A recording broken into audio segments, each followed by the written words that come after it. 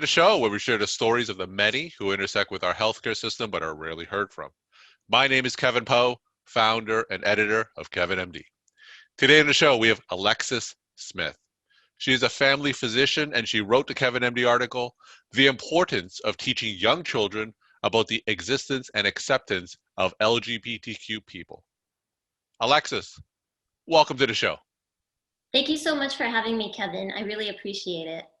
So we'll get into your article in a little bit, but first off, can you share your story and journey to where you are today? I grew up in Tucson, Arizona in the 1990s and early 2000s, and I discovered I was an LGBTQ individual when I was a high school student, but the environment was not welcoming to LGBTQ students, so I remained closeted for about 6 years of my life.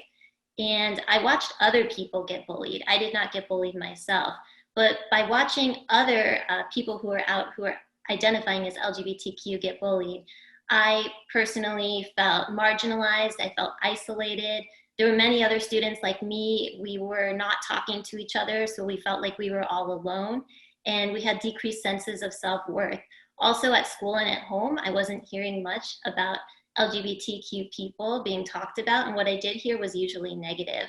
And so as an adult, I had to kind of rebuild my self-esteem because this environment that I grew up in was not very supportive of LGBTQ individuals. I've always been passionate about healthcare, so I became a public speaker about LGBTQ issues when I did come out because I felt like it was part of my social responsibility. But in healthcare, I think it's also important to mention the health disparities within this population. We have privilege as physicians to be able to help influence society as well as influence how healthcare is being done and how healthcare is being changed as time goes on. And I feel it is very important to share my story that it's not good for LGBTQ youth to not be talked about, to not be acknowledged, to not be accepted.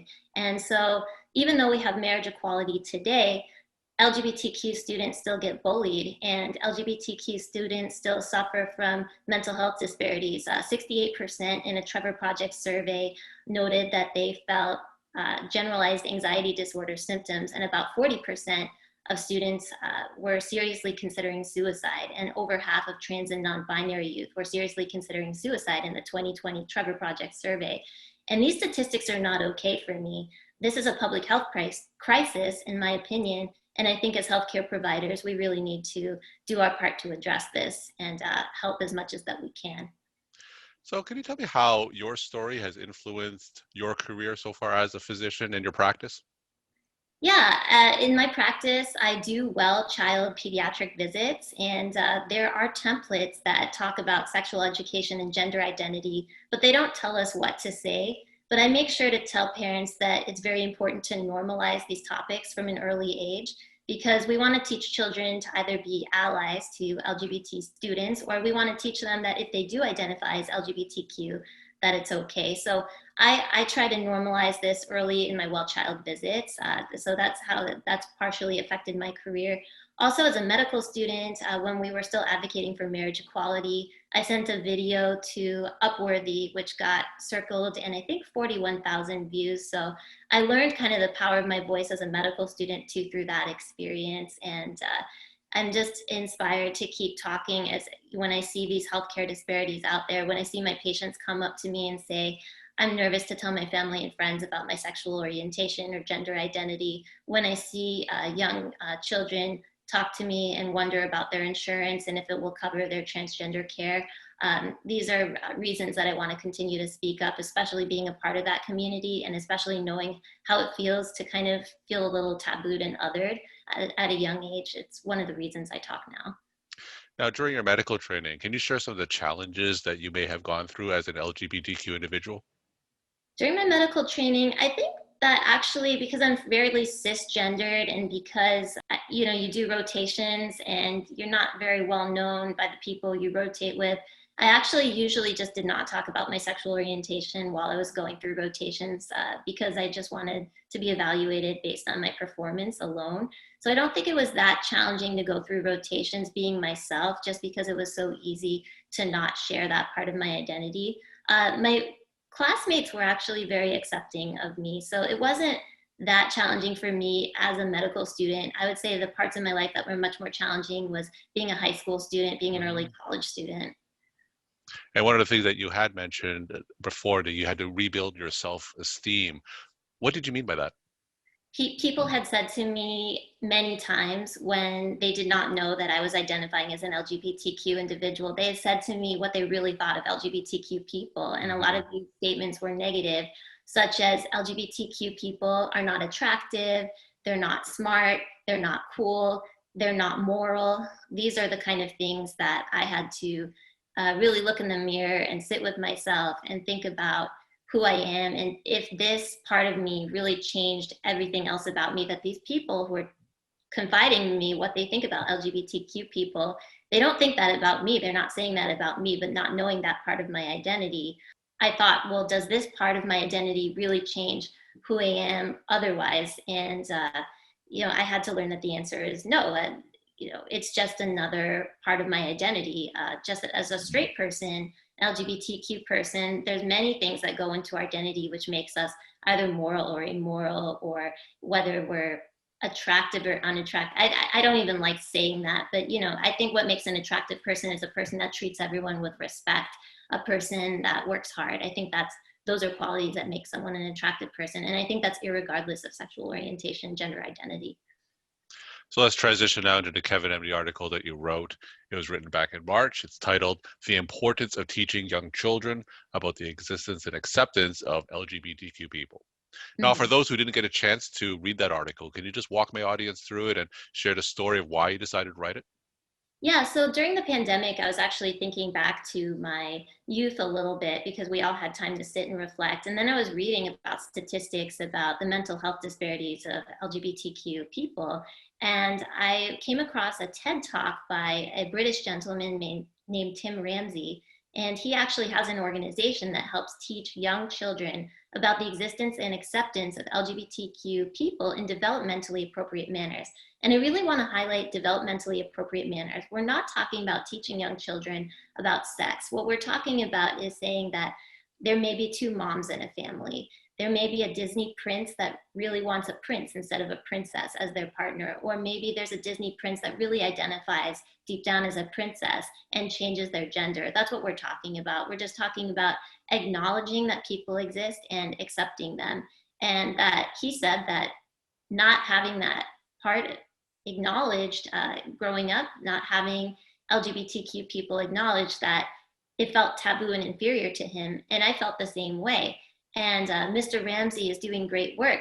I wanted to help expand the work that he's doing in the medical field. I think as physicians, again, we have a responsibility to really push for the mental health and well-being of LGBTQ youth. And that includes teaching young children not to bully. So whether it mean we need to teach all children about the existence and acceptance of LGBTQ people so that people can, if they're LGBTQ, they can grow up feeling proud of who they are, or if they're straight, they can grow up being an ally to this population and standing up to bullies. And we need to do that. And that's a public health issue. Uh, in my article, I did not mention specific things that I think clinicians can do, but I believe that the well child visit is a great opportunity. So having those templates that say talk about sexual orientation and gender identity, we really need to sit down and normalize that with the parents and try to teach them in a culturally appropriate manner within the developmental range that the child can imagine at that age, being very appropriate for developmental age. And also we can put inclusive posters and literature in the waiting rooms. And really respecting pronouns is very important because suicide rates for transgender people are much lower when we respect pronouns. Could you go into a little bit more detail for those pediatricians and other family physicians who may be listening to this podcast? Mhm. So, in the exam room, what are some ways that we could approach these issues with our young patients? So in the exam room, I have a checkbox that is correlated to the Bright Futures templates, and they're for child visits, and they're for ages, 0 through 18. And at about age 3, they mention talking about gender identity, but all it says is gender identity. So I think at that age, it's important to say, this is the age where a child may gravitate more towards one gender or another gender. It's important to teach the child that either is okay for themselves and their friends. For example, when they become 4, then they start having a box that says sexual education, 4 to 11. That's all it says is sexual education. I think it's important to say that it's important to teach the child that all gender identities exist, and that a little boy may like little boys, they might like little girls. It's okay either way. Their friends may be one way or another way. It's all okay, accept it all. Now, are there any specific LGBTQ issues that family physicians and pediatricians should be aware of? I think right now in 2021, the Human Rights Campaign has actually said there's the most anti-LGBTQ legislation out there for many years. They're actually fighting against 252 different state anti-LGBTQ bills that are, a lot of them are targeting the participation of transgender children in sports and using bathrooms of their gender that they identify with. And this is very, very targeting and harmful to this population. The Human Rights Campaign, the Trevor Project survey had actually mentioned that transgender, non-binary youth in 2020, before all these bills came out, that children were already contemplating suicide at a rate of over 50%. So with these bills, with this legislation targeting them, I think it's very important to be especially attuned to their mental health and to their well-being, and making sure that they feel accepted in society. Another thing that's really important right now during the pandemic is that there are a lot of children living at home, living in multi-generational families that are not having the same access to the safe spaces they used to have prior to the pandemic. So the pandemic, along with social isolation that a lot of our young kids are going through, LGBTQ youth may not feel like they're able to be themselves at home. And so that's something to just be attuned with. I think it's important to bring these children into the clinic, and it's hard to do phone visits because sometimes you don't really have the child alone at the phone visit, and they might not tell you everything. Now, you mentioned earlier that a lot of clinicians don't have the appropriate training when it comes to issues specific to LGBTQ individuals. What are some resources that you could recommend in case clinicians want to research and look up more? So I think that the American Association of Pediatrics has some good guidelines, but also CHLA I think is excellent in terms of talking to all children about the normalization of LGBTQ people in developmentally appropriate manners. They actually have an article about that, but they also have about how to support LGBTQ youth as well. And I think that they're excellent to go to. UCSF also has great websites for clinicians, training them on culturally competent care. We're talking to Alexis Smith. She is a family physician, and she wrote the Kevin MD article, The Importance of Teaching Young Children About the Existence and Acceptance of LGBTQ People. Alexis, you included a video as part of your article, and you mentioned in the past that you had videos on Upworthy that had a lot of traction. Can you speak to the platform that social media offers physicians to spread their message? Yeah, I think that physicians are often very, very busy. We have a lot of charting, we have a lot of electronic medical records that we have to get through, and we have a lot to say, but often it's hard to find the time to get your voice out there. So I think with social media, I have a YouTube channel because I started it when I made an It Gets Better video when the It Gets Better project originally started. So that's why I had to make the channel. That's why it's called Life is Fun and Smiles. It's because I was trying to convince kids not to kill themselves. And I do want to say to any kids watching this video, it does get better. So really be yourselves, stick with life. It really does get better, especially once you get out of your high school environment. I'll say that right now. But yeah, this platform, having a YouTube channel, it allows you to say something once and then let your voice get repeated multiple times. So I think I'm not famous, I don't have any connections, but if you have something that you want to say and an organization is willing to share your voice, I think that it's important to speak up and speak from your experience.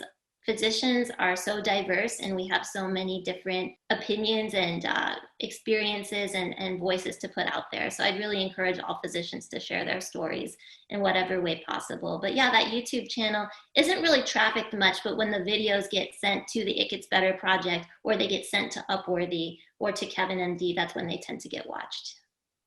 And my final question, what's your take-home message that you want to leave with the Kevin MD audience?